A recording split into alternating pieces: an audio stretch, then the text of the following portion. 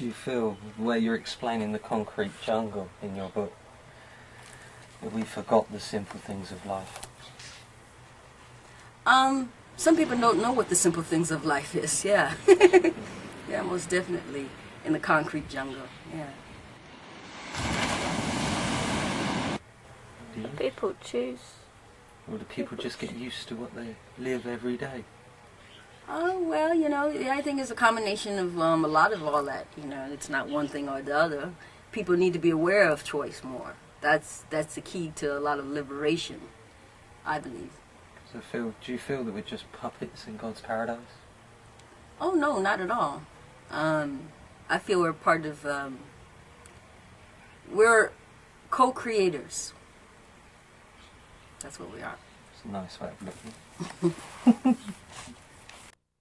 Question again. In your poem, Venting, you talk about the mass-minded, short story, the mass commercialism and how we just sit in front of the telly.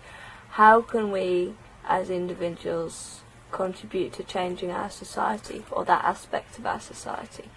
I think your original question was something to the effect of, is that, of course, but how we can be less consumers. Yeah. And I believe that, you know, consumerism has to do, it's almost like a part of our insecurity. We buy clothes so that we can feel better about ourselves, you know, because obviously we're not good enough without the, you know, the best clothes, right?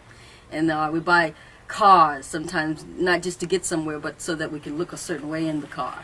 Or the car has to, you know, be in the class of what the people that we like drive, or whatever it is. You know, it becomes a status symbol and this and that. And that is really all stems from insecurity of self. To a certain extent, of course, the other part of it, it doesn't really make us feel good because we are children, basically, at heart sometimes. I hate to give dual things because I do that a lot, and I don't mean to confuse you, but a lot of times there's two sides to every coin. And so I hope I don't confuse you. But how we can become less consumers and live life a little bit more simpler is to become more secure as just human beings, period.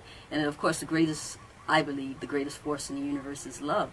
And so as we become better lovers, and I mean that in every sense of the word, we won't need so much consumerism. We won't need it because it's not as satisfying as the fulfillment, the emotional fulfillment as well as the spiritual fulfillment of life when you are living in love and you are acting in love and you desire love all the time. I think that's how we become less consumers. So